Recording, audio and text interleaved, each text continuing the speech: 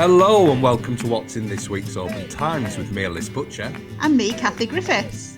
And unfortunately, we're down to just two this week because, of course, Fiona Scott's gone off on her lovely tour around Scotland by the sound of things.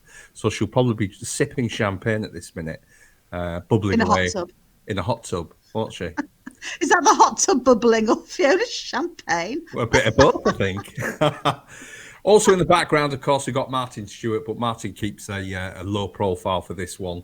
So we're obviously looking towards another newspaper coming out, and there's been a lot of news around again.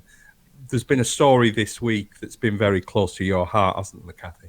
There has. Yes, this week, Oban turned out to say its final farewells and paid tribute in absolutely torrential rain to Brian MacDonald. So he was the former firefighter who put up an amazing, high-spirited battle against MND, but sadly passed away earlier this month. So we've got a report on that, all the people who turned out, and there's some photos and some information about how Brian's legacy is going to live on to help others fighting this MND battle and their loved ones who have to watch on while this happens and just care and give as much comfort as they possibly can. So our hearts have all gone out to Brian's family and to Brian this week. I went along there on Monday, and what really impressed me was not only was it, it was the weather. It was just bouncing. The rain was just bouncing, and it was solid and it was torrential. But there was just a kind of forest of umbrellas all lining the esplanade because, of course, with the COVID rules, you can't have everyone crammed into the church. And hearing that sort of church strike, the bell strike at 10 o'clock, and also and the piper that came along as well, he was given a hell of a send-off, I've got to say. I didn't know the guy. A hero's send-off, a fitting hero's send-off. Yeah. And it's a real tribute, I think, to the people of this town, that they come out and show the support. That's what makes Oban quite special, and it was it was almost a privilege to be there. As I said, I didn't know the guy, but it was clear to me that he was incredibly popular and incredibly well thought of, and I'm sure it will have given his family a great lift to see so many people come out for him. Absolutely, a marvellous man. Indeed. We can all learn a few lessons from folk like Brian. We can. And it's just moving on to business news this week. There's been quite a few interesting developments in local hotels because, of course, they've been shut. They've had a winter, and then they've had to shut during March, which is a key period for them as the spring arrives and the tourists come back. So I've been speaking this week to those that have been involved in the Tunnel Inn, which many people will know. It stood empty for about 2 years at the side of the A85. It's a very significant property. It's a 18th century coaching inn.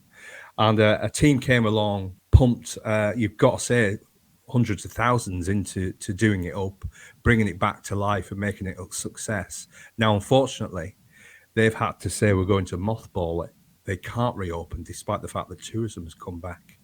So I've been having a chat with the people behind it, and they've been explaining and the reasoning for it. They do hope to come back, and it's expected that they will come back in 2021.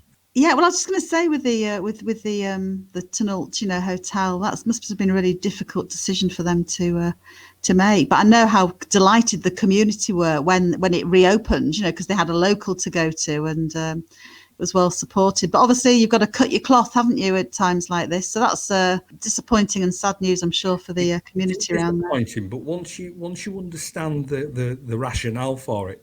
If they had opened, they have to take all the people back on. They've got to buy in all the stock. They've got to pay for this. They've got to pay for that. And it's endless costs for them, which they can't guarantee they can make back. And if they can't make it back, then the future of it starts to look very bleak indeed. Roll on 2021. That's all I can say, Ellis. So I've been looking at other stories this week. Rubbish is still rearing its ugly head. It seems that at the hydro, that's a lofty spot up above Oban, It was an old hotel that was never actually sort of finished, an old spa hotel, never finished.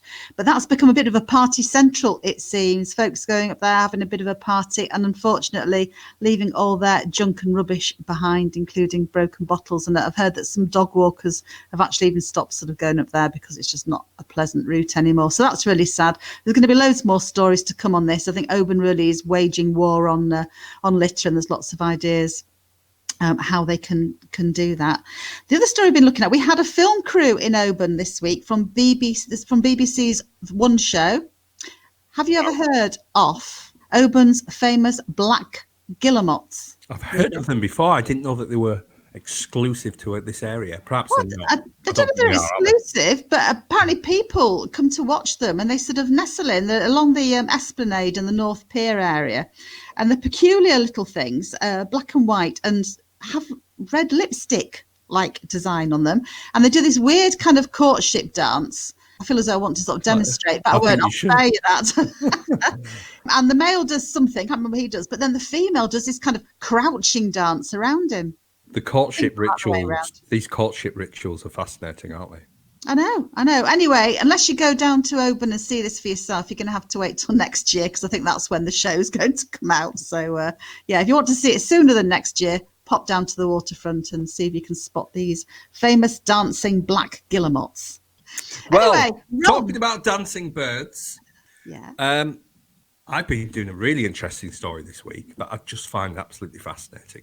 And it's about the Isle of Rum, and what the Community Development Trust out there are doing is they've been building 4 new houses. And what they want to do, there's the community of the Isle of Rum only extends to about 32 people. I think there's 1 pupil in primary school, in inverted commas, and there's only 1 in nursery. And they're building 4 new houses, and they're inviting applications from people who would like to go and live there. So we've done a piece about that and how you do it. But it's a fascinating place. It's about 20 miles off the mainland, and it's about 8 miles wide. And it's home to several 100,000 Manx shearling birds, which nest there. So there's a requirement that if you do want to go and live there, you can't bring a cat. That's one of the rules. Could you live there?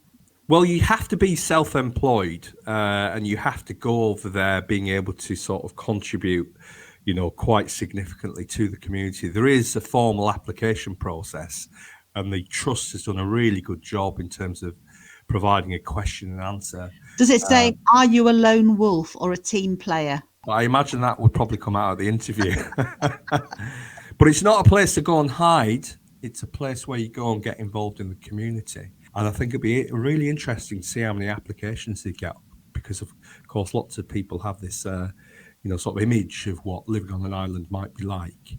So make sure you check out the Oban Times for that if you fancy life on the Isle of Rum.